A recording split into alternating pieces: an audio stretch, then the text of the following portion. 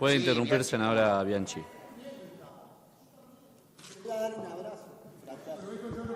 Gracias. Silencio. Gracias, señor senador. Gracias, señor presidente. No, yo me estoy acostumbrando, y es sano, a mirar para adelante, porque la verdad que si miro para atrás, no solamente por la edad, sino porque soy profesora de historia, y una de las cosas que se estudia cuando se estudiaba bien la historia en el Instituto Profesores Astillas era la historia económica del Uruguay. Y cuando empezó la crisis estructural y cuando en realidad nos patinamos todo lo que había entrado en 50 años de ingresos extraordinarios por la guerra, la reconstrucción, la guerra de Corea, ya cometimos todos los errores, todos los partidos políticos. Lo que yo discrepo esencialmente es y coincido con mis compañeros y también con el senador propinante, que miremos para adelante. Pero hay determinadas cosas que tienen que quedar claras y yo espero no volver a intervenir porque la economía no es mi especialidad. Pero hay cosas que es bueno que recordarlo. Cuando se dice la crisis del 2001 y 2002, la vivió todo el Uruguay. Yo creo que el Frente Amplio tiene que perder esa costumbre de pensar que los buenos están de un lado, los malos del otro, los que hacemos las cosas bien estamos de un lado, los que hacemos las cosas mal están... Porque algunos siguen teniendo esa rémora, porque en realidad la crisis del 2001 y 2002 la vivimos todos los uruguayos, la sufrimos todos los uruguayos, incluso algunos que estamos en el Frente Amplio, pero eso no tiene nada que ver. Porque además todos sabemos cuáles fueron las reales causas de la crisis del 2001, que además se aprendió, que se cambiaron las normas bancocentralistas, todo por supuesto, porque esas cosas pasan siempre en los países, sobre todo en los países jóvenes, porque muchas veces nos olvidamos que el Uruguay es un país joven. Claro, yo también después me acuerdo que Estados Unidos tiene la misma antigüedad que nosotros, decimos, ¿qué hicieron ellos mejor que nosotros hicimos mal? Bueno, por ese lado yo creo que sí podemos hacer un análisis más a fondo, pero no es el momento. Yo lo que quiero recordar, que no fuimos solamente el Frente Amplio y puedo hablar a título personal porque lo estaba, sino que además hubo una excelente administración de la crisis. Y yo no traje, porque la verdad que no pensé que se volviera sobre el 2001, la verdad, señor presidente, y no lo quiero aludir a usted porque está en la presidencia, pero no pensé que se volviera otra vez sobre la crisis de 2001. Pero el primero que dice cómo recibió el país en el 2005 es Danilo Astori. Lo dice en el mensaje de rendición de presupuesto. ¿Verdad? Lo dice Astori. Y yo en otras ocasiones, en el periodo anterior, leí el proyecto que después fue ley, por supuesto, de presupuesto, donde Astori dice en qué condiciones recibió el país. Es más, no quiero recordar, pero ya lo voy a hacer, porque yo la verdad que no quiero ir para atrás, pero si me buscan, y me van a encontrar porque tengo buena memoria. Pero Tabaré Vázquez quería el default en el 2001. A ver, ¿me permite un poquito más, señor senador? Una interrupción más. Puede interrumpir. Y bueno, y yo lo admito que yo formaba parte de esa fuerza política que se equivocó, y menos mal que Astori y otros integrantes de esa fuerza política y de otras dijeron, no, el default no, porque terminamos mal. Bueno, entonces yo lo que quiero es que quede claro que no fueron solamente los trabajadores, y yo siempre fui trabajadora, fue una muy buena administración de la crisis. Y la otra cosa que quiero decir, o dos cosas más, con respecto al 2001, la verdad que tendría ganas de no volver más. Si van a comparar con el 2001, siempre les van a dar bien la cifra, pero eso es engañarse a uno mismo. Lo que quedó a partir del 2004-2005 fue la deuda social. Esa era la parte que quedaba importante, por supuesto, y le debo recordar al Frente Amplio, ya que tanto habla de resultados electorales, que ganaron por menos del 1%. En el 2005. Y una de las cosas que decía Jorge Bache, lo que tuvimos el placer de conocerlo, me hubieran dado 9 más de gobierno y no ganaba más, y no ganaba el Frente Amplio. ¿Quieren que yo les diga eso? No, me resulta espantoso recordarlo ahora, cuando además nosotros perdimos las elecciones. Pero seamos justos con la realidad del país. Lo que quedaba era la deuda social. Y además les tocó, y eso está bien, al Uruguay le pasó N veces, ya lo dije, y no lo voy a volver a repetir, les tocó un periodo de bonanza económica con factores externos favorables. Yo digo que todos los buenos resultados fueron por eso. No, no sería tan inmoral de decir eso. De la misma manera que no admito que se diga la pandemia, etcétera, etcétera, etcétera. Y sí, señores, si nosotros no hubiéramos actuado con la libertad responsable, miré lo que es la Argentina. Más allá que acá hay defensores de Cristina Kirchner, que además le comunico que ahora tiene que, por resolución judicial, tiene que devolver 514 millones de dólares solo por la causa de vialidad. Entonces, este es el debate del Senado. Es muy fina la línea, es muy fina la línea de qué es el tema y qué no es el tema. Yo ya tuve discrepancias hasta que con la vicepresidenta de mi gobierno. Este es el lugar de la democracia, no es casa de la democracia cuando saludamos a los chiquilines que vienen a las barras. Es la casa de la democracia para que intercambiemos ideas, para que nos saquemos entre nosotros facturas y lo menos posible, porque realmente lo que hemos demostrado hasta ahora es que no hemos sabido hacer las cosas. Algunos mejor, otros peor, pero en realidad la crisis estructural del Uruguay, que empezó en 1953, cuando se terminó la Guerra de Corea, no la superamos nunca más. La estructural. Y en eso creo que estoy de acuerdo con el senador Provirante. Esa es a la que hay que atacar. Gracias, señor presidente.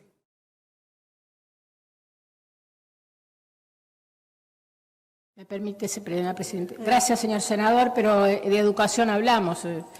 Nos hemos encontrado hace muchos años juntos, usted más joven que yo, pero ya llevamos muchos años. Quiero compartir con ustedes un dato que tanto que se habla de la desigualdad y hoy se habló de la marginalidad cultural, eso empieza en la educación. Entonces, una de las cosas que más nos duelen a los que nos dedicamos toda la vida a la educación es la inequidad. Y que los centros educativos, según el lugar donde estén ubicados, sean públicos o privados, tienen distintos resultados, cosa que en el Uruguay eso hace muchísimos años había dejado de pasar y después empezó a pasar otra vez. Le quiero decir, señor presidente, al Pleno y además en especial complementando lo que decía el profesor Robert Silva, el doctor Robert Silva, que hoy salieron las cifras del Instituto Nacional de Evaluación Educativa y por todas esas experiencias nuevas están evaluadas ya, que además sabemos que el instituto es absolutamente profesional y por suerte no se ha partidizado, que están lentamente, porque no son cosas que se hacen de un día para el otro, las inequidades según el lugar donde están los centros educativos. Y se hace referencia a las experiencias de los María Espínolas y las escuelas y los liceos de tiempo completo. Es por ahí, no es por otro lado, es por ahí. Y a mí la desigualdad me preocupa, pero desiguales somos todos. Yo soy defensora muchas veces del esfuerzo y de la meritocracia, porque el señor senador decía, yo estoy aquí gracias a la educación pública, yo también. Entonces, esta desaparición lenta pero persistente de la inequidad, según en donde estén los centros educativos, por primera vez en muchas décadas se está detectando otra vez por la investigación del Instituto Nacional de Evaluación Educativa, que se publicó, nos llegó el material el día de ayer oficialmente, pero hoy es un artículo del diario El Observador donde se hace especial hincapié. Gracias, señor senador. Gracias, señora presidenta.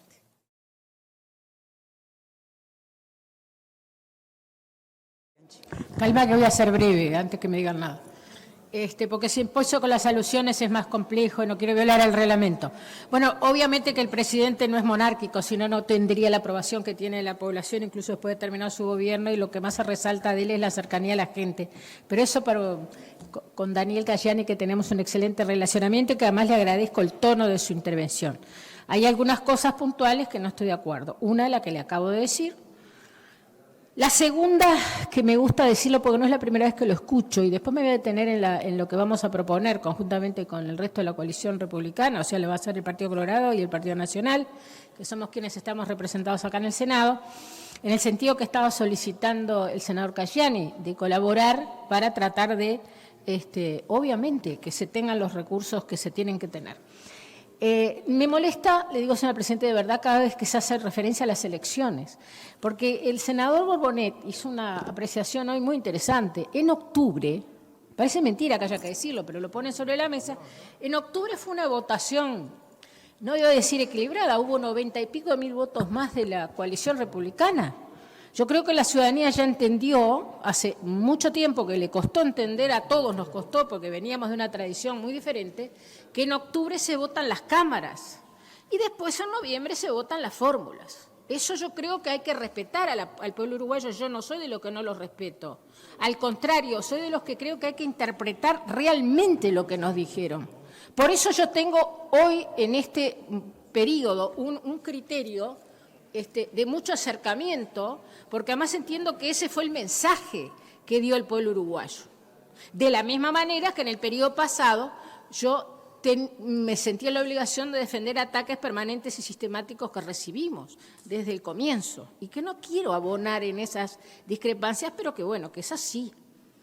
Entonces, yo lo que quiero es que, podría decir muchas cosas, estoy muy tentada a por qué en noviembre se llegó al resultado electoral que se llegó, propias y ajenas, pero no lo voy a hacer, porque eso pertenece a otro momento.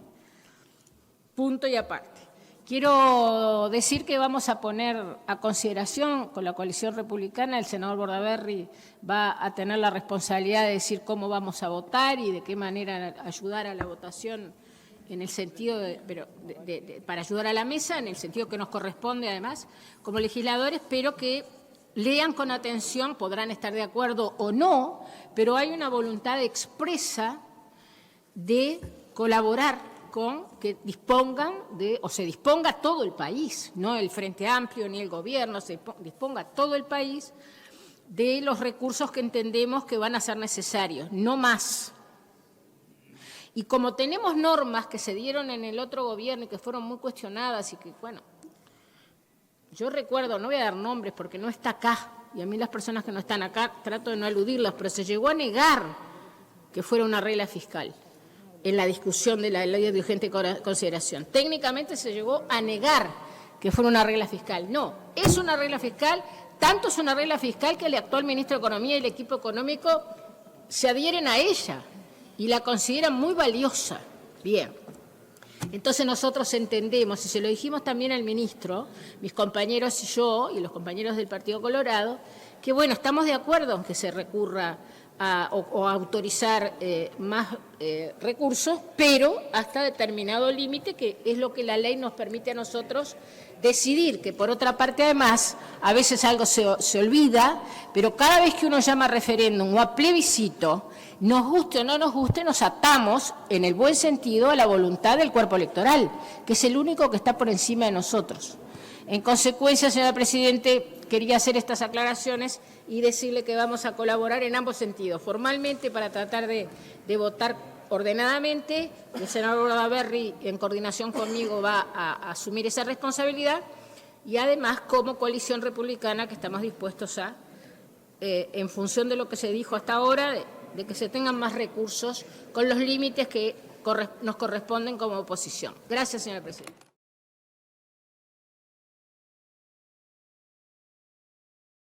No, no es una maldita manía, lo prevé el reglamento de hace mucho tiempo. No, lo que yo le decía, sí,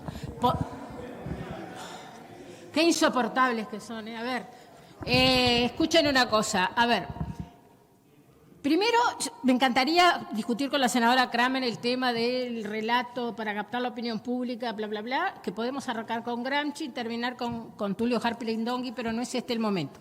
Es más moderno que Halperin-Dongui, pero lo que yo digo, perdón, el otro, bueno, después te lo digo. Harari, que es el que desarrolla el tema del relato más modernamente. Harari, en los 3 libros, 4 son ahora.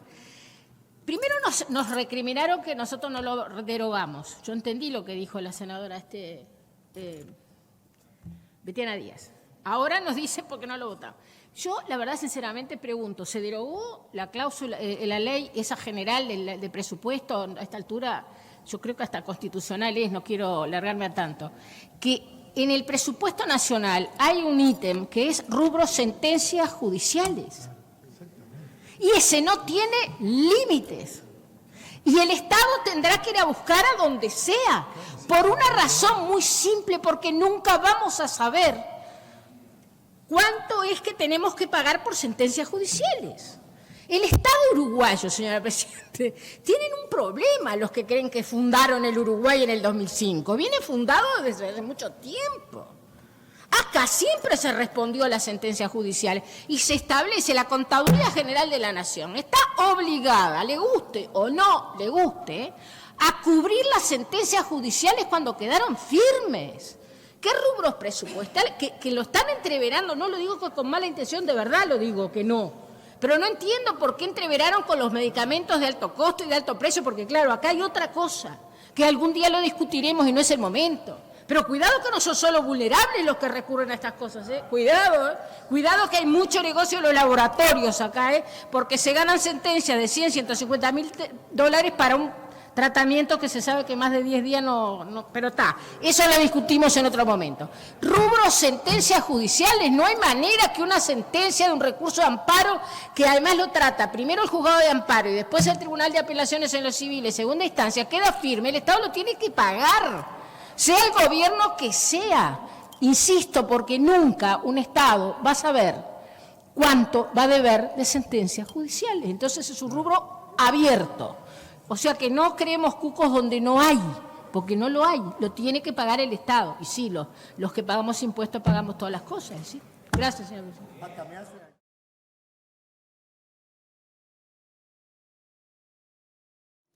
Por una alusión, la senadora Bianchi. En realidad yo le pedía, como le sobraban 8 minutos y me consta del don de gentes de Óscar Andrade, que me diera una interrupción y estoy seguro que me la daría, pero como cerraron los minutos que él tenía, usamos alusión.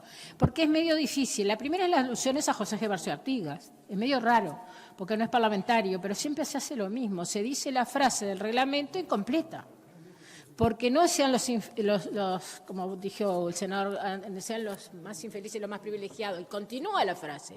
Yo no se la voy a decir al senador Andrade porque sé que él tiene la suficiente capacidad de lectura para saberlo, pero solamente recordar que no por casualidad se exigía hacer un rancho y 2 corrales cuando se entregaba la legua y media de frente por 2 de fondo, que eran 3.000 hectáreas en aquel momento, era una mediana propiedad, más bien hacia menos de mediana, hoy sería una gran estancia, pero lo que tenía claro Artigas es que no quería regalar absolutamente nada, ni beneficiar absolutamente a nadie que se lo ganara, porque si en un mes no se construían el rancho y los 2 corrales, se les sacaba, es decir, se le daba una prórroga de 30 días y se le sacaba la suerte de estancia, para llamarlo de alguna manera, al donatario para siempre.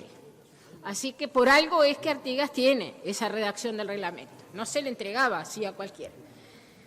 Y no voy a detenerme más porque no sé el tema, pero quiero que la frase se diga completa. La otra cosa, que las sentencias del Tribunal de lo Contencioso Administrativo son de efectos particulares. A mí me preocupa a veces cuando se le quiere dar efectos generales a una sentencia del Tribunal de lo Contencioso. El Tribunal de lo Contencioso lo que analiza es la situación puntual. Cuando quiere el Tribunal de lo Contencioso Administrativo, los que conocemos su jurisprudencia después de muchísimos años, considera si le da efectos generales o no. Y ahí se le inscribe en el IMPO como una norma de fuerza legal. O sea, que inferir que de una sentencia de anulación del Tribunal de lo Contencioso Administrativo, todos los trabajadores de Casa de Galicia pueden pasar a cobrar determinado subsidio, la verdad que es medio extemporáneo y no quería que quedara ese error estampado en una sesión del Senado. Gracias, señor presidente. Senadora.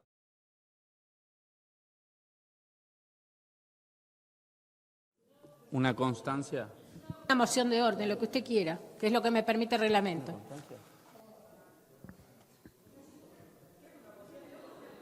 Haga la moción de orden, señor. A ver. Constancia, tenemos Bajá una el tonito conmigo porque no. Presidente, tenemos una lista de oradores. Tenemos una lista de oradores. ¿Es por una cuestión de orden? Por una cuestión de orden, señora senadora. Lo que pido es que decida la bancada oficialista quién va a presidir la sesión. Porque es terriblemente problemático para los demás referirnos al miembro informante. Y yo ya esto lo planteé en otra sesión. Entonces planteo como moción de orden que se pida un cuarto intermedio y que la bancada oficialista resuelva si va a aplicar la Constitución o no. Porque para nosotros no es lindo estar refiriéndose al miembro informante que está ocupando in eternum la vicepresidencia, que es ad hoc, que yo ya expliqué y aclaro, estoy dentro de la moción de orden que no hay de discusión y ustedes eligieron la moción de orden. Y aclaro que no voy a decir quién, pero cuando arrancamos la sesión, a mí se me pidió disculpas y que tuviera paciencia, porque en realidad se buscó la situación de que usted presidiera, o no sé quién a esta altura, los presidentes ad hoc, creo que era usted, porque la vicepresidenta llegaba un poco más tarde.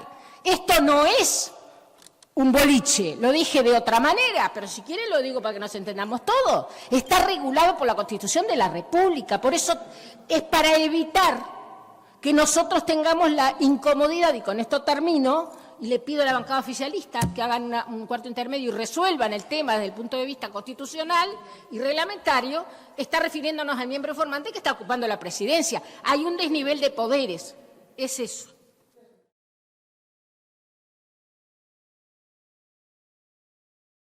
Gracias, 2 segundos. No me vuelvan a repetir lo mismo que discutimos el otro día. Porque me obligan a subestimar a la gente, cosa que no quiero. Las presidencias electas por acuerdo político, para decirlo de alguna manera, entre comillas, para mí, ya lo aclaré, porque tengo derecho a interpretar como la Constitución, porque tengo formación jurídica, son ad hoc todas. Además de las ad hoc que se eligen en el momento. Pero tanto tiempo que el vicepresidente electo de esta manera ocupe la presidencia no está bien. Es un problema de funcionamiento, nada más. Gracias, señora presidenta.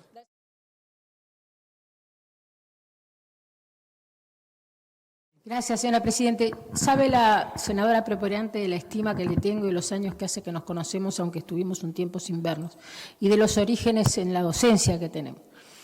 Ahora, yo percibo, y lo digo con todo el respeto, como cierto aire de superioridad, que tal vez sea producto de que recién se incorpora a este trabajo parlamentario. A mí me pasó lo mismo en algunos momentos, pero se encargaron de hacerme entender que era la política, y por suerte yo hace muchos años que estoy vinculada a la política y nunca me beneficié de la política. Siempre me fui de la política cuando estaba cerca del poder. Senadora, discúlpeme. Esto de respeto es un respeto muy subjetivo. Yo estoy acostumbrada a los verdaderos parlamentos en el Uruguay, donde espero que me amparen el uso de la palabra.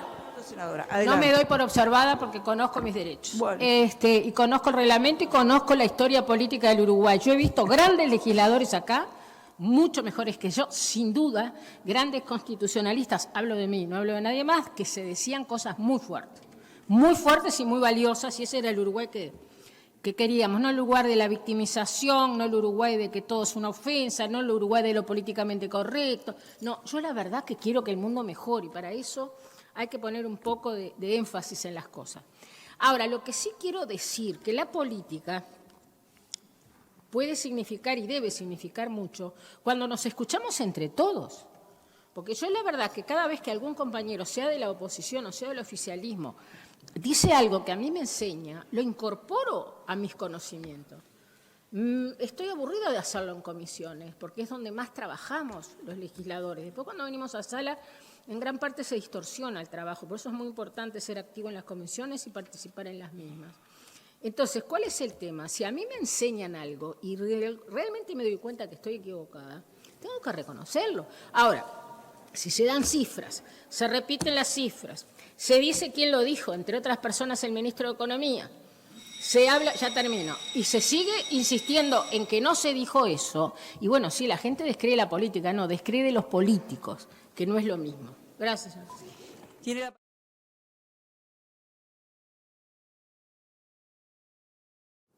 Estamos de acuerdo, lo estoy reclamando desde que empezamos las sesiones. Ahora, todos tenemos que cumplir. Si cumplimos todos, estamos todos obligados moralmente. Si incumplimos selectivamente, todos perdemos credibilidad. Gracias, señor presidente.